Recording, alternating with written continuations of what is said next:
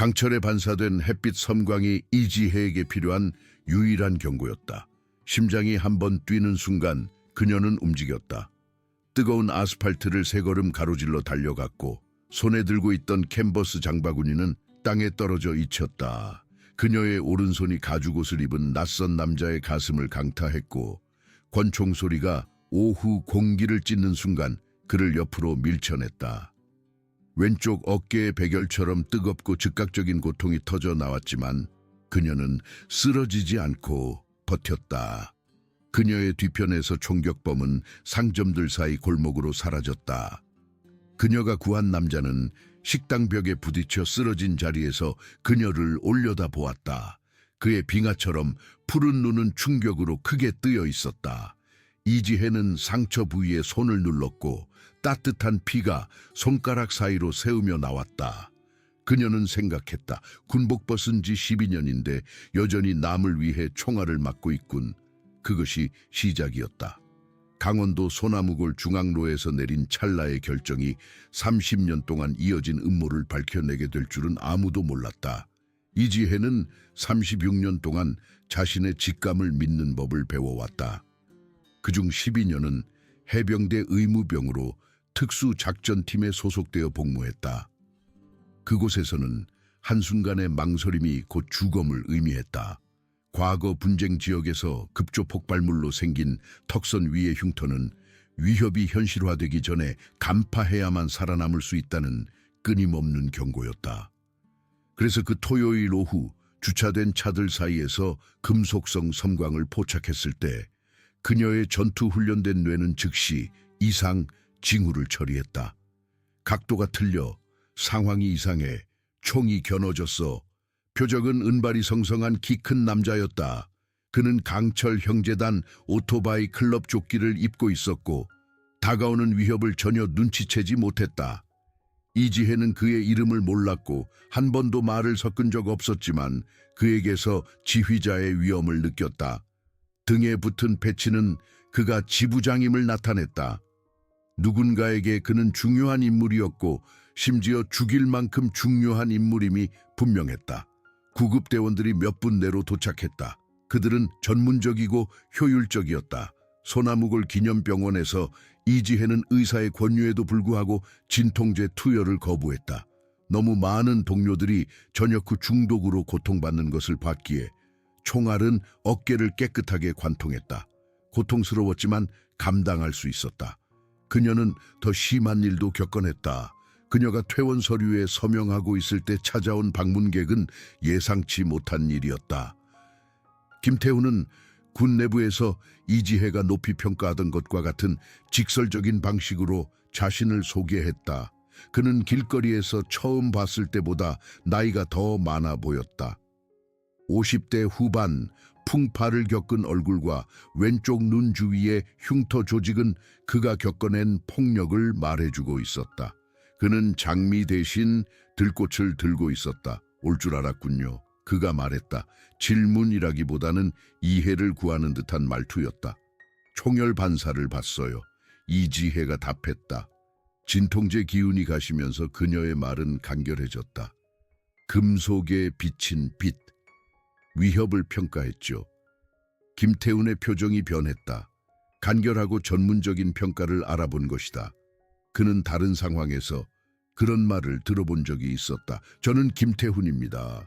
그가 조심스럽게 말했다. 당신에게 목숨을 빚졌습니다. 그때 이지혜가 몰랐던 것은 김태훈이 30년 전 걸프전 당시 다른 사막에서 그녀의 아버지 이준호를 알고 지냈다는 사실이었다. 그녀는 총격범 박상민이 과거 육군 출신으로 불명예 제대했으며 이라크의 야전병원에서 그녀가 그의 파편상을 치료해 줬을 때 자신을 알아봤다는 것도 몰랐다. 그리고 그녀는 사막 독사단이라는 라이벌 오토바이 클럽을 이끄는 남자가 쿠웨이트에서 아버지의 부대를 배신했던 최진우라는 이름의 배신자이며 이제 자신을 뱀이라고 부른다는 사실은 전혀 알지 못했다. 이 인연들은 단순한 우연보다 훨씬 깊었다. 그것은 피와 명예 그리고 시간을 초월한 빚으로 얽혀 있었다. 한재민 경찰관이 병원에서 그녀의 진술을 받았다. 사복 차림에도 불구하고 그의 군인 정신은 분명히 드러났다. 육군 출신 2번의 파병. 이지혜는 즉시 그들 사이의 형제를 알아봤다. 그는 상황을 조심스럽게 설명했다. 김태훈은 지역 강철 형제단 지부를 이끌고 있는데 정확히 말해 법을 준수하는 시민은 아니지만 나름의 선을 지키고 있다는 것이었다. 하지만 사막 독사단은 달랐다. 위험하고 예측 불가능했으며 강원도 소나무골에 펜타닐을 퍼뜨려 제향군인들을 놀라운 속도로 죽음으로 몰아넣고 있었다. 올해만 약물 과다 복용으로 26명이 죽었습니다. 한재민이 침울하게 말했다. 총격범도 그들과 연관되어 있을 겁니다. 이 일은 아직 끝나지 않았을 수도 있습니다. 그의 말이 맞았다. 그날 저녁 김태훈은 이지혜의 소박한 전셋집으로 강철이라는 이름의 조직원과 함께 돌아왔다. 강철은 육군 특수부대 출신으로 꼼꼼하고 프로페셔널한 인물이었다. 김태훈은 전화번호만 적힌 명함을 그녀의 부엌 식탁에 놓았다. 형제단은 자기 사람을 보살핍니다. 그가 간단히 말했다. 오늘 이후로 당신은 그럴 자격이 있습니다. 이지혜는 그가 무엇을 제안하는지 그 무게를 이해하며 명함을 살펴보았다. 그녀는 성인이 된 후 평생을 하나의 규율을 따르며 살았다. 의무, 명예, 봉사. 김태훈은 다른 규율을 따랐지만 그 근본은 크게 다르지 않을지도 몰랐다. 당신 클럽을 위해서 한 일이 아니에요. 그녀가 단호하게 말했다. 알고 있습니다. 김태훈이 답했다. 그것이 당신이기 때문에 한 일이죠. 바로 그래서 이 빚이 중요한 겁니다. 다음 날 아침 이지혜의 아버지가 전화했다. 78세의 이준호는 해병대에서 30년간 복무한 후 은퇴했으며 총격 사건에 대해 들은 참이었다. 그가 딸의 집에 도착했을 때 그녀 자신의 눈과 너무도 닮은 옅은 푸른 눈은 어린 시절부터 그녀의 모든 변명을 꿰뚫어 보던 날카로운 시선으로 그녀를 살폈다. 경찰서장이 전화했더구나. 그가 서두 없이 말했다. 네가 어울리는 사람들에 대해 걱정하더군. 이지혜는 상황을 솔직하게 설명했다. 그녀는 아버지에게 한 번도 거짓말을 한 적이 없었고 지금 시작할 생각도 없었다. 하지만 그녀가 김태훈의 이름을 언급하자 그의 표정에서 무언가 달라졌다. 김태훈은 군인이었지. 이준호가 긴 침묵 끝에 말했다.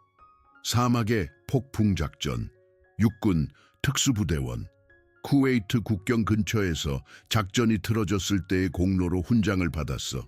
그는 잠시 말을 멈췄다. 오래된 기억들이 떠오르는 듯했다. 나도 거기에 있었어. 해병대 수색대였지. 그의 부대의 특수작전으로 배속되었었어. 상황이 나빠졌지.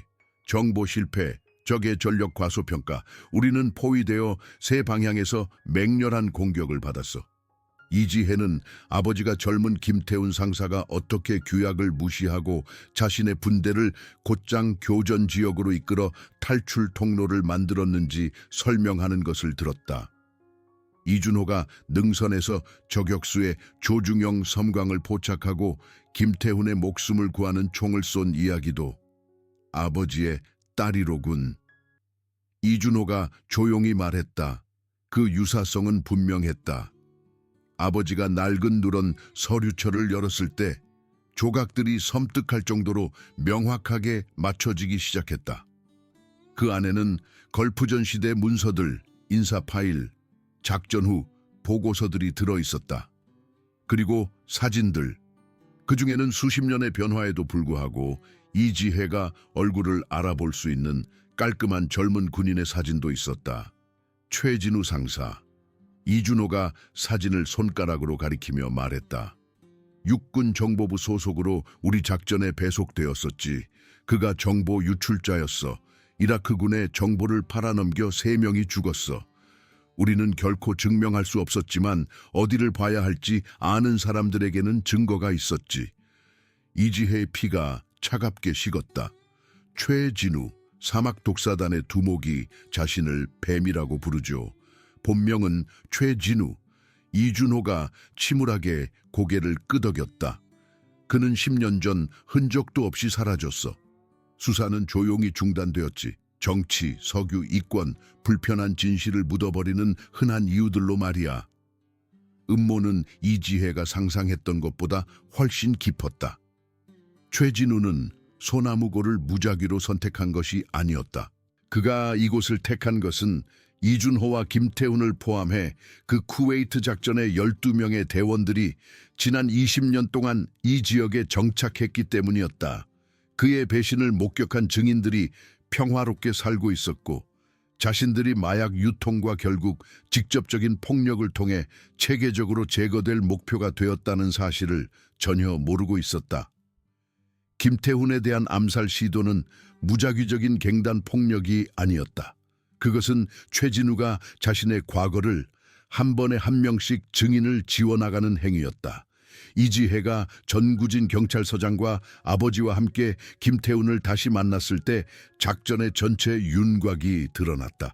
사막 독사단은 재향군인 지원단체에 침투하여 최진우의 내부 협력자인 보훈처 상담사 오정훈을 이용해 만성 통증과 외상 후 스트레스 장애를 앓는 취약한 재향군인들을 식별했다. 그들은 중독될 가능성이 가장 높은 이들을 표적으로 삼아 고객을 만들면서 동시에 뱀이라는 최진우의 가명 아래 최진우를 알아볼 수 있는 사람들을 제거하고 있었다. 박상민의 임무는 단지 나 때문만은 아니었어. 김태훈이 이지혜에게 설명했다. 당신은 6개월 전 독사단이 제공하는 통증 관리 대신 한 재향군인이 개인 치료를 받도록 도왔을 때 표적이 되었어. 당신은 알지도 못한 채 그들의 작전을 방해했던 거지. 정 경찰서장은 그들이 수집한 증거들을 제시했다. 감시사진, 도청된 통신 기록, 암살 시도 실패로 자신의 클럽에게 거의 죽을 지경으로 구타당한 박상민의 증언. 하지만 경찰서는 이미 오염되어 있었다. 내부의 누군가가 최진우에게 정보를 흘리고 증거를 조작하고 수사를 잘못된 방향으로 유도하고 있었다. 공식적인 절차로는 제 손발이 묶여 있습니다. 정 경찰서장이 인정했다.